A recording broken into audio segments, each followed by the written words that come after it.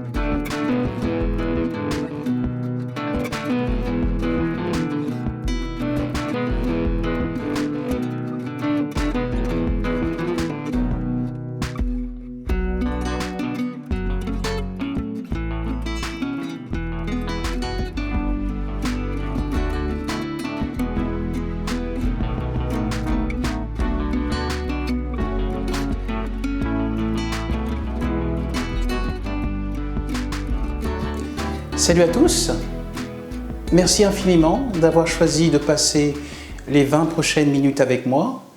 Merci infiniment à tous ceux qui ont montré de l'intérêt pour ce que j'essaie de faire et qui m'ont apporté leur soutien par leurs commentaires, leurs conseils et leur abonnement. Merci les gars. Précédemment, je vous ai parlé de mon départ du Japon. Ici, dans cette vidéo, j'aimerais en parler dans le détail, ajouter des éléments quant à mon arrivée en Ukraine et parler de ce que j'en ai appris. J'ai demandé à la société Nippon Express, en japonais Nipponsu-un ou Nitsu, de prendre en charge le transport, le déménagement de mes affaires du Japon en Ukraine par bateau. On s'est mis d'accord pour qu'ils viennent chercher, pour qu'ils viennent entamer le déménagement le 30 avril au matin, donc ils sont venus, et pendant 8 heures, ils ont empaqueté, emballé les affaires, les meubles, et tout ce que j'avais au Japon. Et le coût final de ces opérations a dépassé le 1 million de yens. Nippon Express a été la seule société qui a voulu ou qui a pu déménager mes affaires du Japon en Ukraine.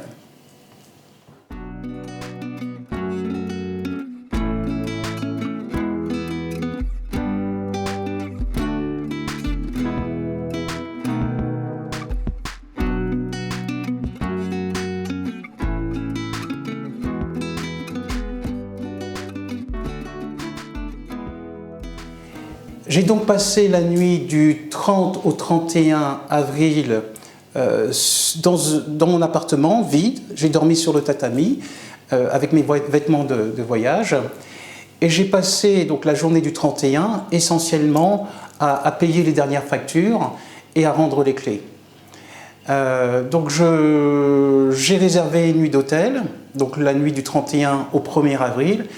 Et je pensais que ça allait être ma dernière nuit au Japon, parce que le 1er, pardon, je voulais me consacrer uniquement à me faire dépister et attendre les résultats du test PCR, puisque mon vol initialement était prévu à 21 h le 1er avril.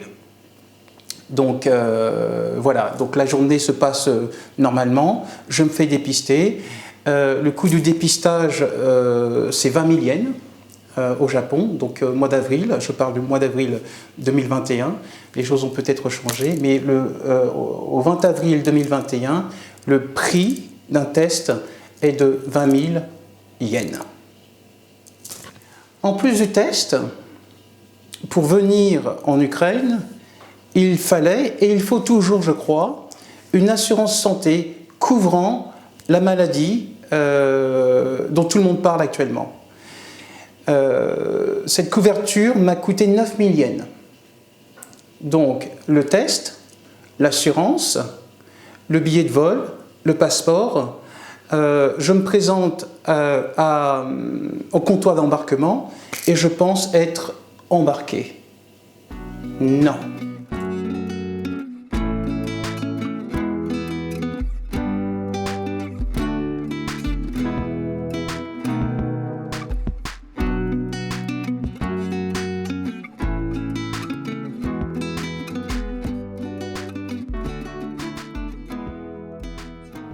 Pour voyager dans un pays où un visa est nécessaire, il faut être muni d'un billet de retour ou d'un billet de sortie dont la date de départ est antérieure à l'expiration de la durée du visa.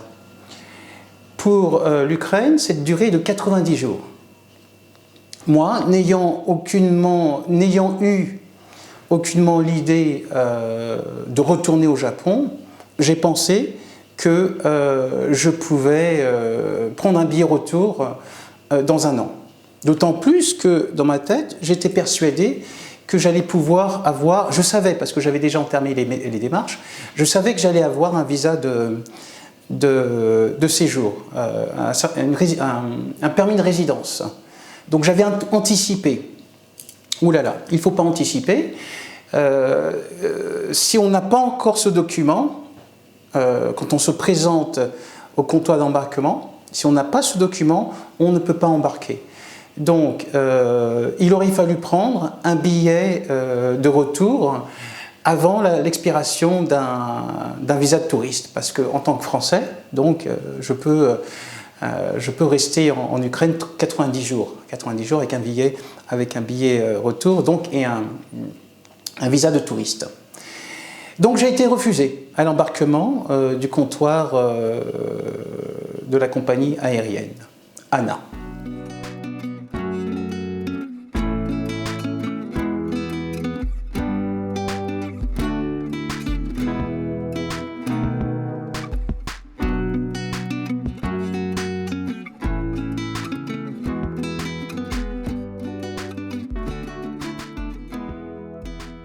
Donc on me refuse l'embarquement, donc il est 21 h, le service client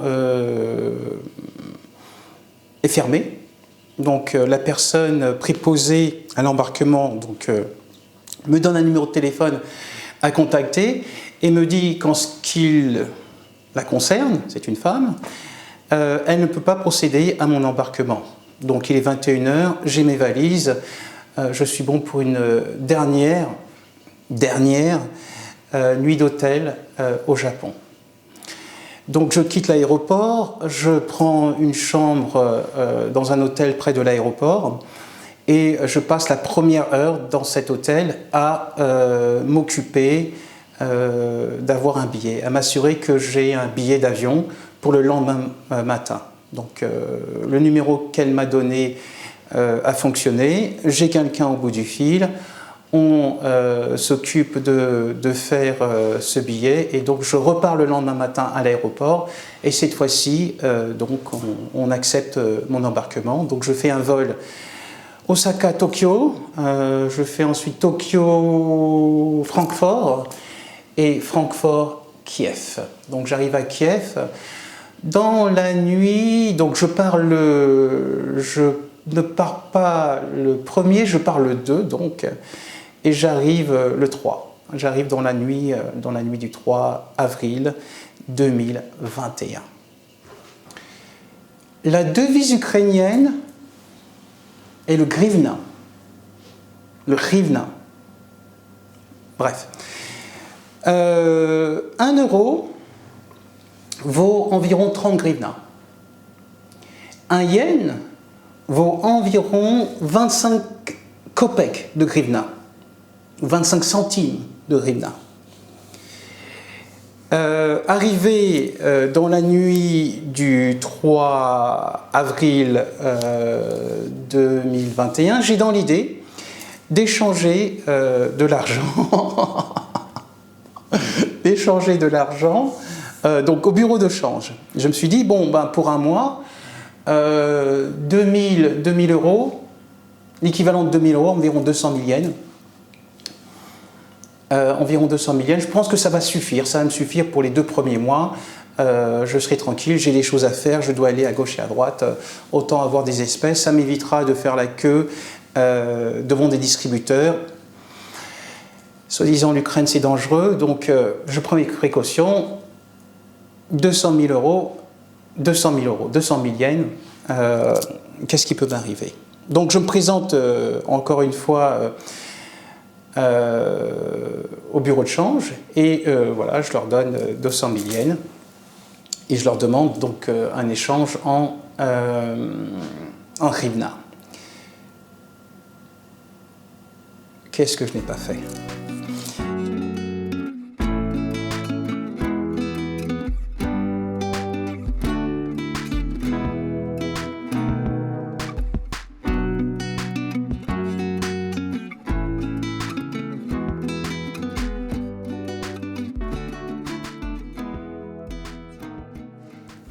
L'arrivée en Ukraine, donc, le voyage se passe sans problème, l'arrivée sans problème, le transfert, la correspondance à Francfort sans problème. Donc j'arrive en Ukraine, je m'occupe donc de mes bagages, il faut que j'aille, parce que j'ai un document pour les douanes avec mes affaires donc, qui viennent du Japon, je dois remplir un document et le faire signer. Et donc après les bagages, je vais prendre de l'argent, je vais changer de l'argent dans le seul bureau de change ouvert la nuit à l'aéroport de Kiev. Donc j'ai voulu changer l'équivalent de 200 000 yens en hryvnia, je crois que c'est hryvnia, hein. Donc il faut savoir qu'ici en Ukraine, les billets de 1000 sont rares. Il y a des billets de 500, mais finalement on les utilise peu. On utilise essentiellement des billets de 200.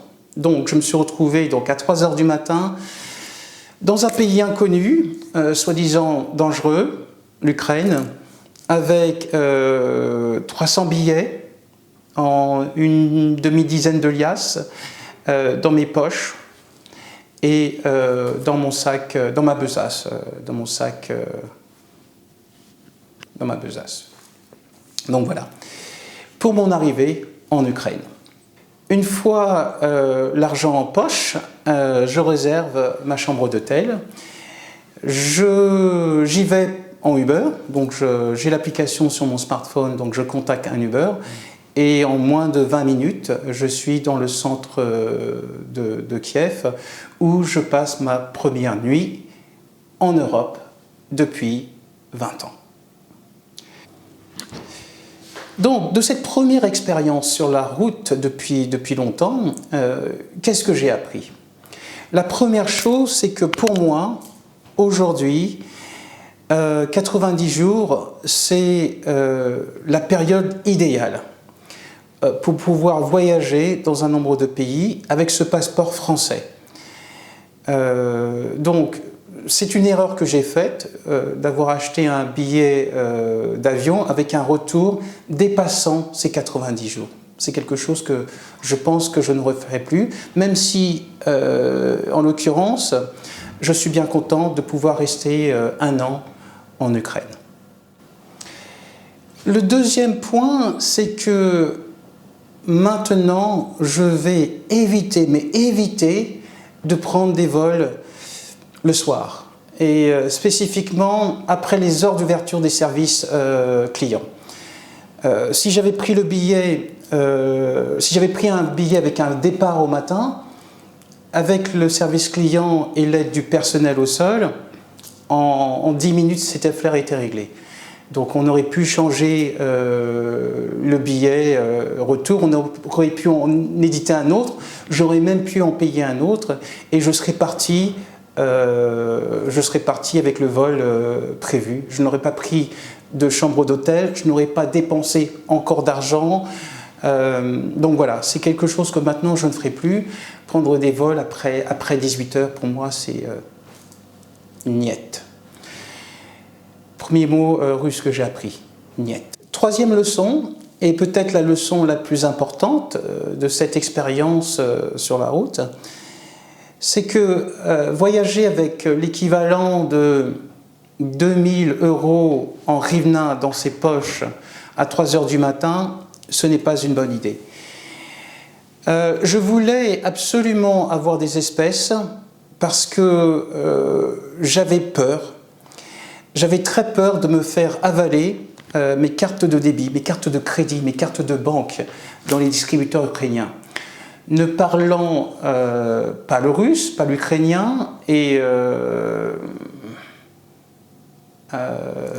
étant inquiet de ne pas pouvoir communiquer avec les services bancaires en cas de difficulté, donc je voulais avoir dans un premier temps des espèces avec moi.